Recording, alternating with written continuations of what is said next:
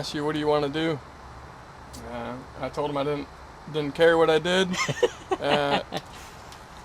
He said, well, I got something special for you. I got a $40,000 bonus. Did you actually get a $40,000 bonus? No, that's because he told me it was going to be an 11 Bravo. Hell yeah. Which at the time I had no idea what that was. Hey, my name is Zach Barber. Welcome to the Lawn Barber. In today's series, Stars and Stripes, we're going to meet a good friend of mine, an active duty soldier. So let's go.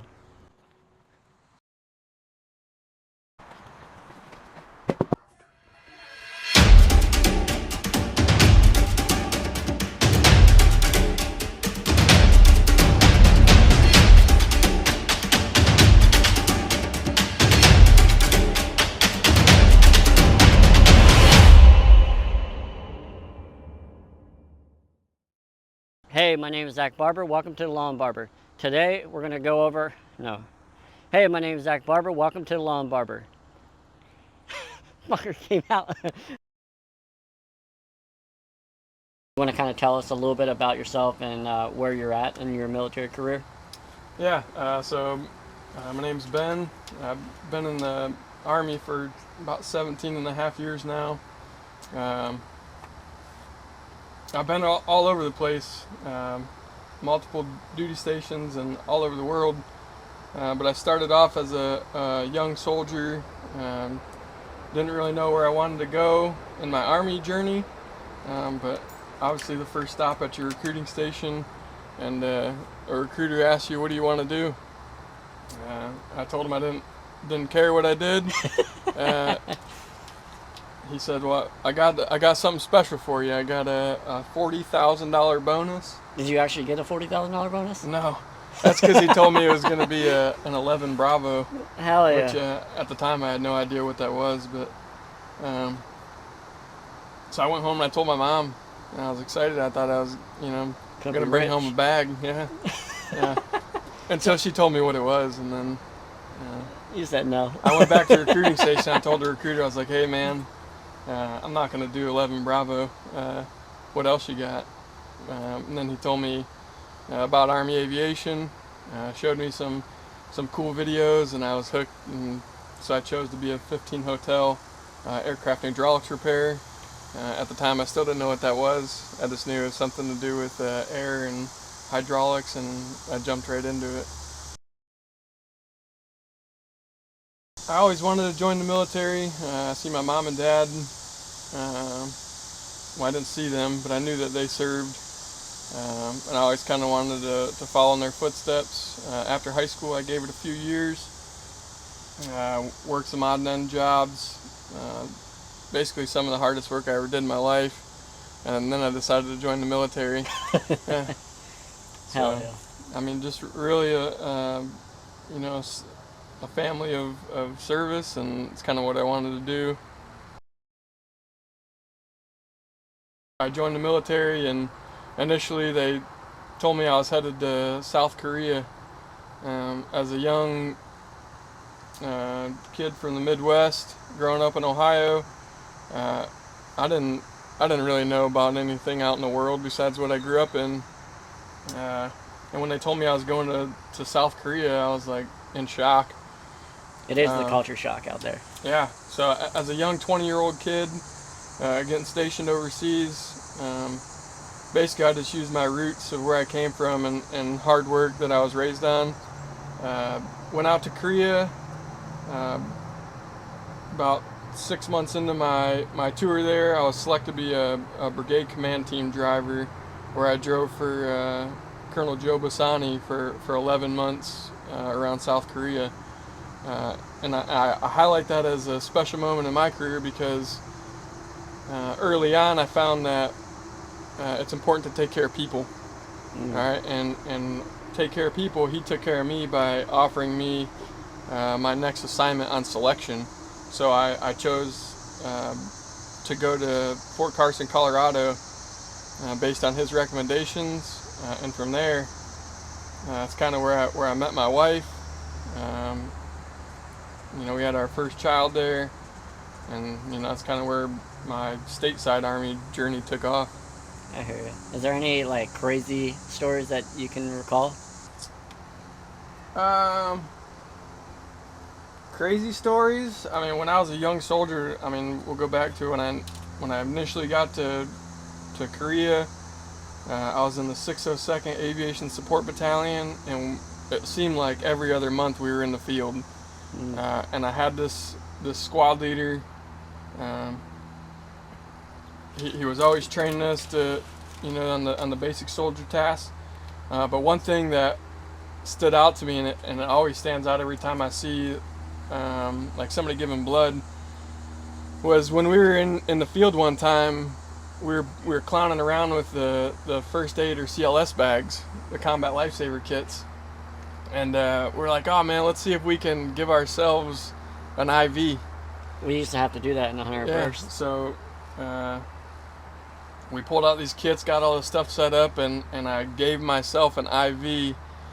And when I initially inserted the needle and I was trying to hold the catheter. I was holding with one finger, and I pulled it out, and blood just started shooting everywhere. It was all over it was just everywhere. Hell yeah.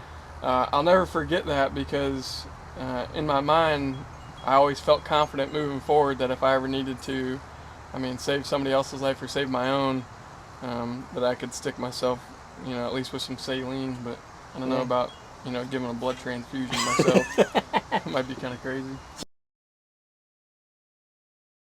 So with all that being said, how has the military just shaped you as a person? The military has given me a foundation, and the foundation I'm talking about is the financial stability, the life stability, things that I didn't have prior to joining the service. Working out in jobs, you're waiting or working your ass off for 40 hours a week to collect a small paycheck, whereas with the military, you know that you have a steady income. If I need to, I have a guaranteed house over my head, and I feel like the military and the financial and life stability has given me comfort, especially having a family now, and especially in the times that we're in today with financial problems and in our the market going the way it is. I feel like we still have some comfort and stability knowing that on the 1st and the 15th I have a paycheck. But what the military didn't give me, that I feel like my family growing up did, was showing me what hard work was. And as a young soldier, you're gonna get put on a detail, and you got to go do these shitty jobs or whatever it is. I was never scared to step up and work hard, because once again, I already said it, but the hardest work I've ever done was prior to the military. In different aspects, being away is harder than some of the work that I did. But I've also been fortunate throughout my career that I haven't been gone away from my family as much as others have. What advice would you give to people that are thinking about joining the Army, or what type of consideration would you suggest?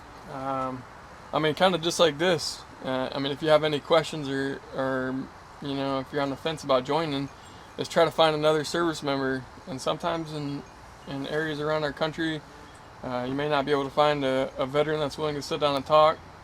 And if you don't want to sit down and talk with a recruiter, find somebody that will sit down and give you a genuine backstory on their service, and you know it as well. The military hasn't been all roses and cupcakes, but just the foundation that the military can provide for a young 18, 20-year-old kid that's out there that's looking to join the military. I say sit down with somebody. Have a genuine conversation with them. Listen to the good. Listen to the bad. If you make the cut to join, I say give it a shot, just because what this military service is going to do for you in your future. Coming out of it alone, I hated school. I hated thinking about going to school. But understanding that, even like a simple 3-year contract for somebody that's thinking about joining, you get out and you have an automatic 36 months of free college tuition. Yeah. And I mean, that's a big sell for the recruiters. And I know it's hard these days because there's other employment opportunities out there that are offering the military, or that are competing with the military. I mean, I think you can head down to Starbucks or Chick-fil-A and get yourself a college scholarship based just working there. But I mean, worldwide opportunities to go out and see the world. Just having the foundation and stability, and I mean, hell, the friendships that you build, like you and I mean, I met you, what, 2014? It's been maybe 13, yeah. Yeah, 2013 10 or 14. years ago, 11 years ago. We met in Hawaii, and here we are, 9.5 years later, meeting up, and, just seeing where we've come from young sergeants to now we're, E8s knocking on the door of retirement, trying to figure out what our next life is going to be like. Which that leads me to the last question. So, what does the next chapter look like for you? Are you planning on transitioning? Are you staying in? Does it matter? What does that look like for you and your family?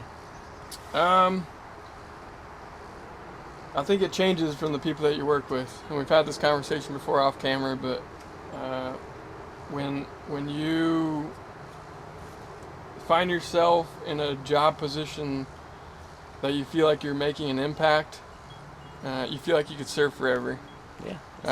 But you also see people at work that outrank you, or even some that do not outrank you, that are retiring and beginning their next life or their next career. Personally, I don't know what that looks like.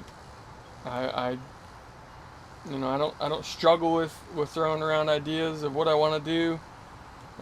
I know in my heart I'm comfortable staying in, and I'll also be comfortable getting out. And the way that I look at it with getting out, I know that I'll have a comfortable at least a couple $1,000s from retirement coming in, and I'll be able to survive if I had to go out and find a steady 40-hour-a-week job. But really, right now in my immediate, I'm continuing my education, knocking out some college work.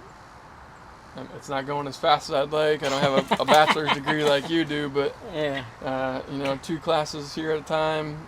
Just trying to set myself up for what the future may hold. But at this time, at 17 and a half years, I don't know what I want to do when I get out. And there's plenty of programs out there to find out things, find out what you want to do in the future. But I'm just not sure yet. Hey, thanks. I appreciate it, Peralta. You're the man. All right, that wraps up this episode of Stars and Stripes. Hopefully you enjoyed it. I'll see you later. Please like, subscribe, and comment. See you next time.